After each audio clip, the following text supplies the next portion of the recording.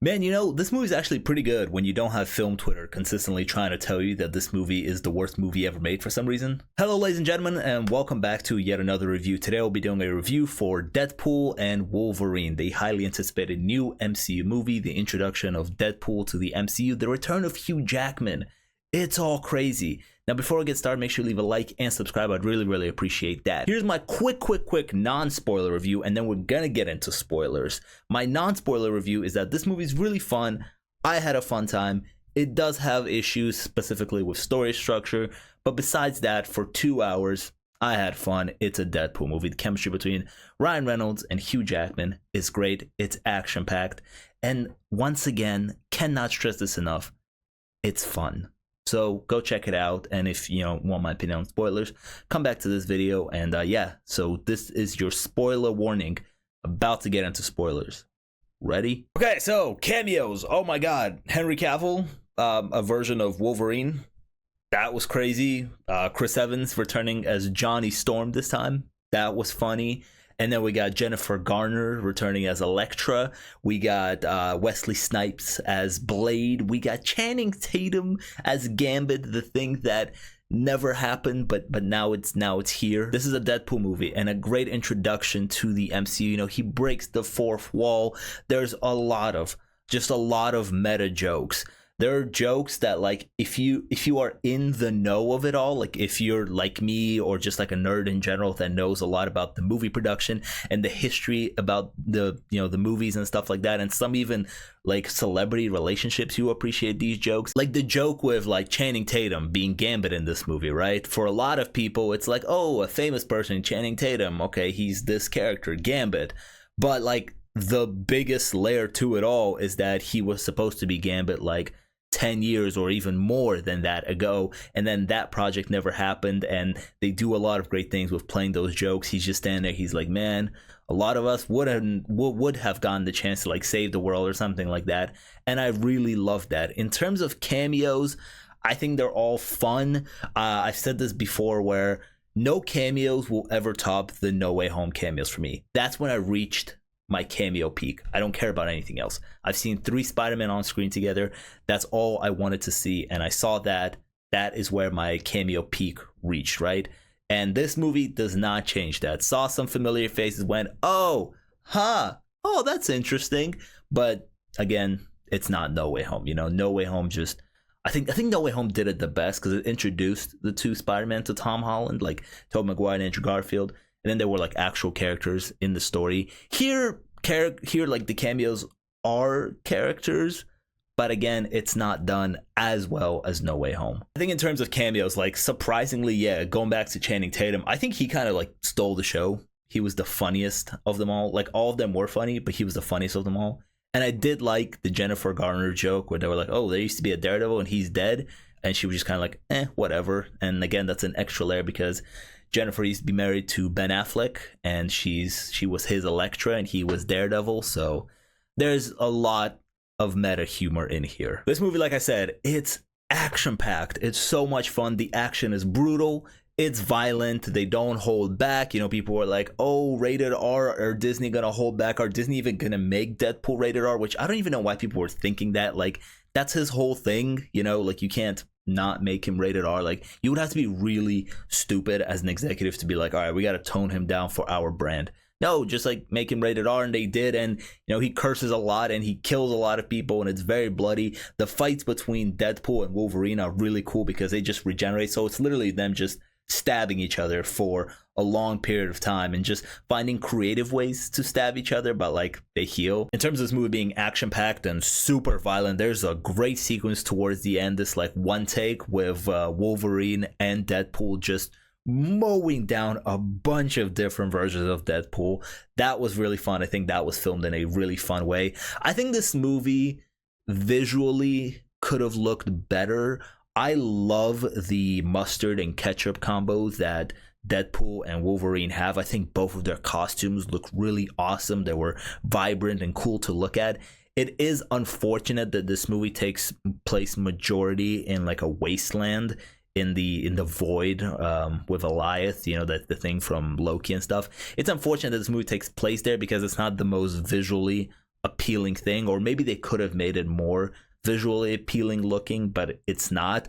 But in terms of like the visuals, like just looking at their two costumes standing next to each other and fighting, I thought that was cool. But I think in the visual department with the set specifically, I think they could have upped it up a little bit. It had this awesome action sequence with all the cameos. You had Blade, you had Gambit, you had X-23, you had Jennifer Garner's Elektra, all going to fight. What's really cool is that they brought those people in, but it wasn't like just to bring them in and show them. It was like, no, we're gonna give them a fight scene. We're gonna give them a really cool fight scene and let them do some cool shit. Seeing Gambit throw his cards, take out his stick was really cool. Seeing Blade kill some people, that was awesome. And yeah, just all of that fun. The best scene in this movie is actually the intro. Deadpool movies are known to have like creative intros, and this one with the in-sync music and the dancing sequence was so much fun, and it's been stuck in my head for like 2 days now. The song itself and the intro itself, I think when I think about that movie, that scene, the intro, was probably my favorite scene, although I had tons of fun throughout the whole thing. But that intro was so good. Let's talk about Hugh Jackman. Hugh Jackman's back as Wolverine, and this is a different version of Wolverine slightly. You know, they paid respect to the Logan thing. They were like, nope, Logan's dead because we're doing multiverse. This is a different Wolverine. And it makes sense. And the reason why he's brought into the story, because Logan was like an anchor character or something like that in Deadpool's universe. Listen, that's probably where like is my biggest problem with the movie, is that I don't really care why we need to go on the journey. By the end of the movie, I didn't care about like why we need to stop somebody, like the whole timeline thing, and they're explaining why we're here, like all the exposition dumps of like why we're doing this. Don't really care about that. All I care about is the journey and the adventure. So to me, all the exposition, all the TVA stuff, and like the anchor being in a universe, that's whatever. This movie didn't really make me care about that, but the journey that we're on because of all of that is what I'm here for. And Hugh Jackman as this version of Wolverine, I thought brought a lot of heart to the film, a character who feels like he's forgotten and not liked, and by the end of the movie he finds a friend in Ryan Reynolds' Deadpool.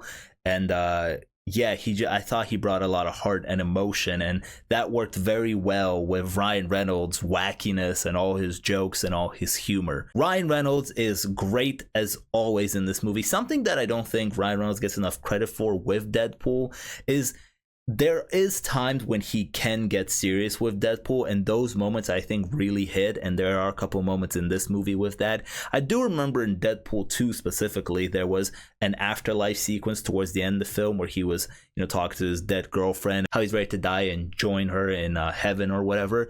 And, you know, she said, it's not your time, and she let him go. And I remember thinking back then, I was like, damn, this is kind of like a really hard-hitting emotional scene for a Deadpool movie. So I think Ryan Reynolds, when the writing allows him to and when he wants to, can actually make Deadpool serious and emotional when it needs to happen. Most jokes hit, some jokes miss, some bits go on for way too long, like the nice Deadpool, the one who like looks like Ryan Reynolds, who had the puppy. I thought that bit went on for way too long, but besides that, most of the humor worked for me. I was laughing, people in my theater were laughing, friends next to me were laughing at the jokes. So good job on that. However, what I think this movie did so well, and this was the biggest surprise of the film, by the end of the film I realized they gave me something that I didn't know I needed. And that is closure with the Fox universe and respect to the Fox universe.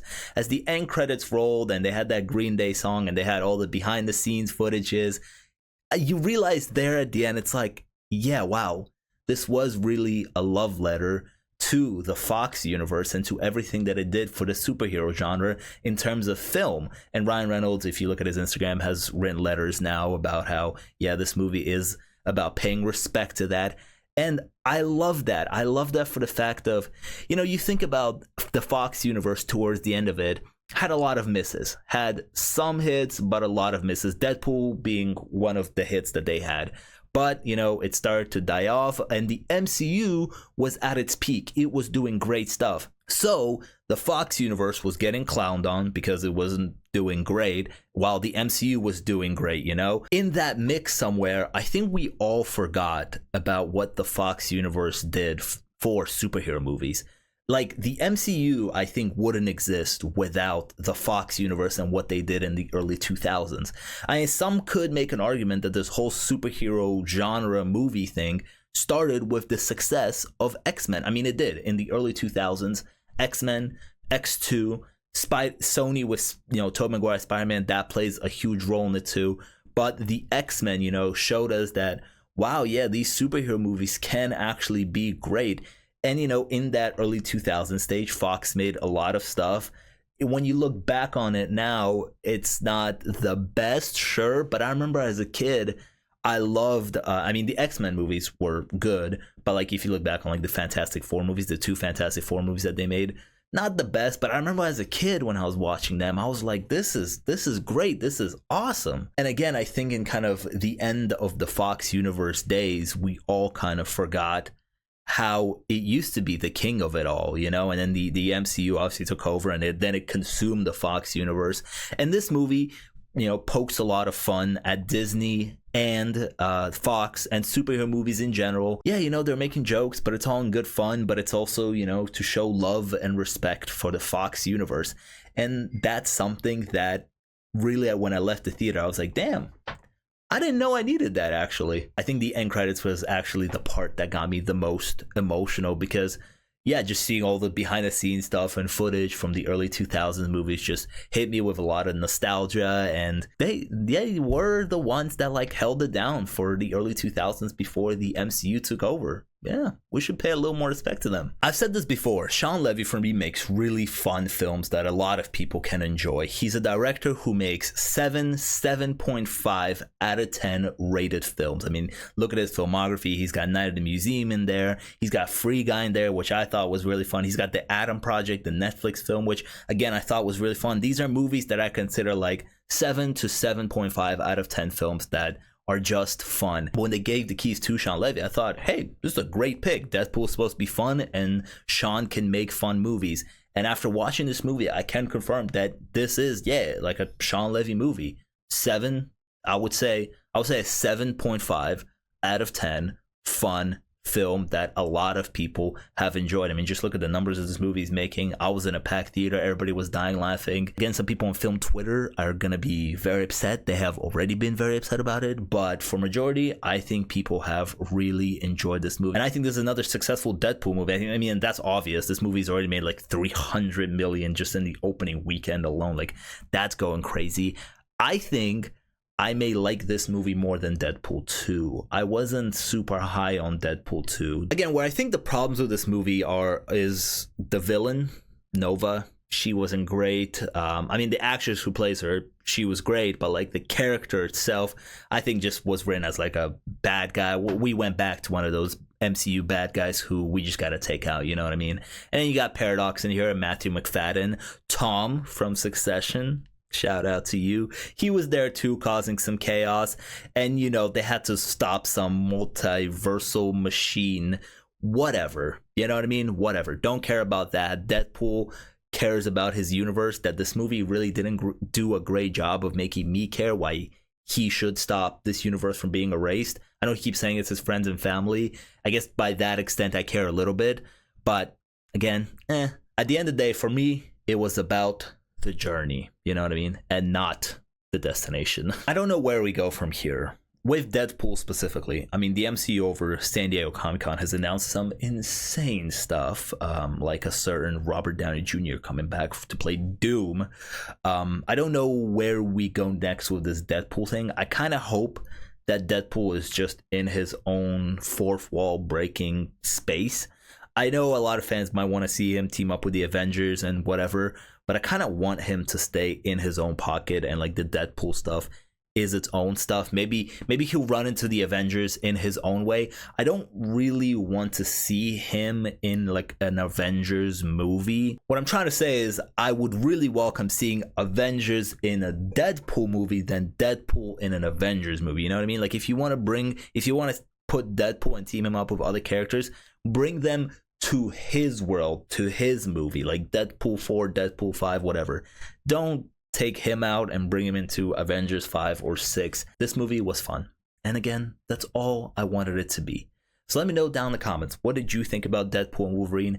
Did you enjoy it? What's your rating for it? Again, I think I'll just go with like a 7.5 out of 10 for me. Make sure you subscribe and leave this video a like. Thank you so much. Check out some of my other videos, and I will see you guys next time. Peace.